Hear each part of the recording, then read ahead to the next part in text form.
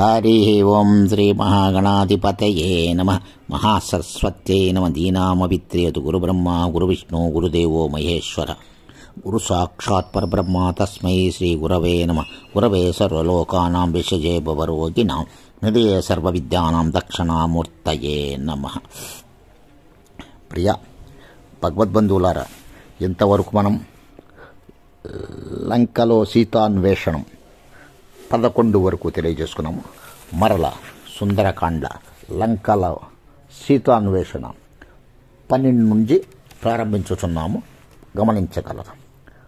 రక్షాంసి వక్షాంసి చ విక్షిపంతి గాత్రాణి కాంతాసు చ విక్షిపంతి రూపాణి చిత్రాణి చ విక్షిపంతి దృఢాని చాపాని చ విక్షిపంతి.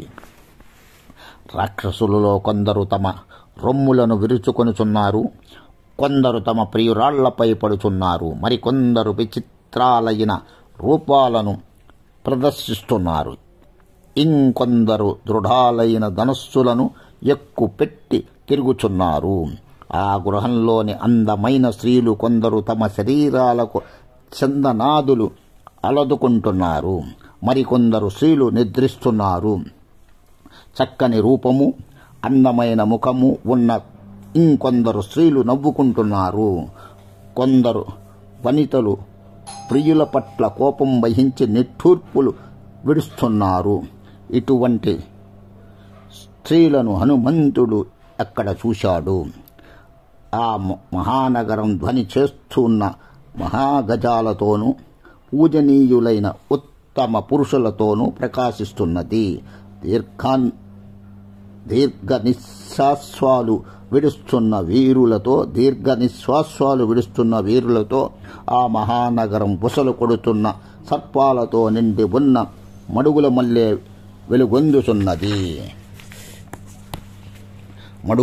వెలుగొందుచున్నది. ఆ నగరంలో బుద్ధిజీవులైన బుద్ధియే ప్రధానంగా గల అనేక మంది రాక్షసులను హనుమంతుడు చూశాడు. వారు మనోహరంగా మాట్లాడుతూ శక్తులతో నానా రకములైన కార్యములందు పాల్గొనుచు జగత్తులో ప్రధానులైన మనోహరమైన నామధేయాలతో అలరారుతున్నారు. చక్కని రూపవంతులైన బుద్ధిజీవులందరూ సద్గుణాలతో విరాజిల్లుతూ తమ తమ గుణాలను అనుగుణంగా ప్రవర్తిస్తూ భాషిస్తున్నారు. వారిని చూసిన హనుమంతుడు ఎంతో సంతోషించాడు. వికృత రూపులైన కొందరు రాక్షసులు కూడా అక్కడ హనుమంతునికి కానవచ్చారు. వారి రూపాలకు అనుగుణంగానే వారి ప్రవృత్తులు అమరి ఉన్నాయి. తదనంతరం హనుమంతుడు ఆ గృహములందు ఉత్తమ గుణగణాలను సంతరించుకున్నవారు, గొప్ప ప్రభావము గలవారు అయిన స్త్రీలను చూశాడు. ఆ రాక్షసాంగనులు తమ ప్రియుల ఎడగల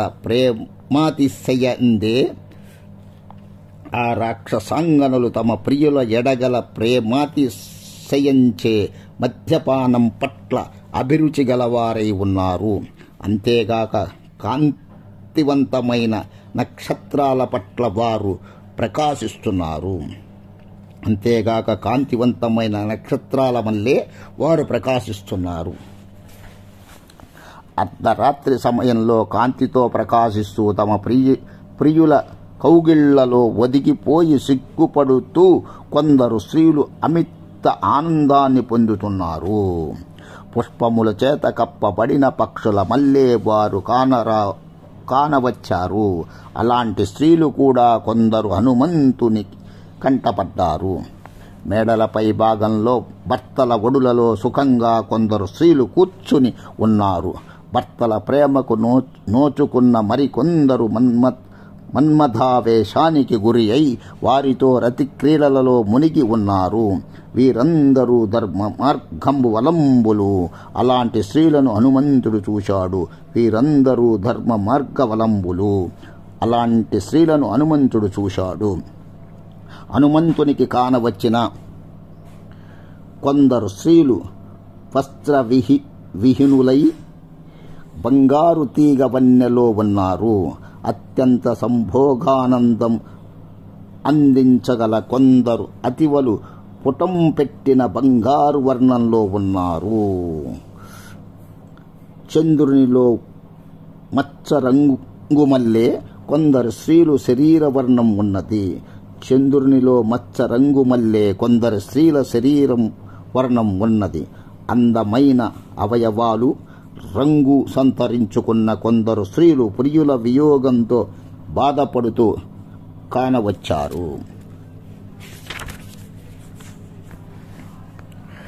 అమిత సౌందర్యవంతులై తమ మనస్సులకు ఆహ్లాదమును కలిగించు ప్రియుల పొందులో ఆనందమనుభవిస్తూ సుఖ సంతోషాలతో తమ తమ గృహాలలో ఉన్న స్త్రీలను హనుమంతుడు చూశాడు.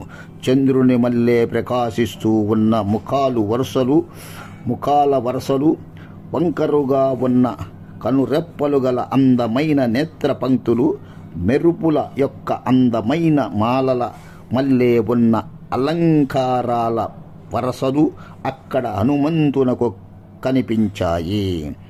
ఇందు స్త్రీలు హనుమంతునికి కనిపించినప్పటికీ పరమ సౌందర్యవతి నిలకడగా ధర్మ మార్గమందున్న రాజ్యవంశంలో అవతరించినది. బాగుగా ఎదిగి విరాజిల్లు పూదీగ మల్లె కోమల శరీరం గలది, సంకల్ప మాత్రాన శరీరం దాల్చినది అయిన సీతాదేవి మాత్రం కానరాలేదు. ఓం నమః శివాయ చ నమః శివాయ. సమస్త సన్మంగళాని భవంతు. సర్వే సుఖినో భవంతు.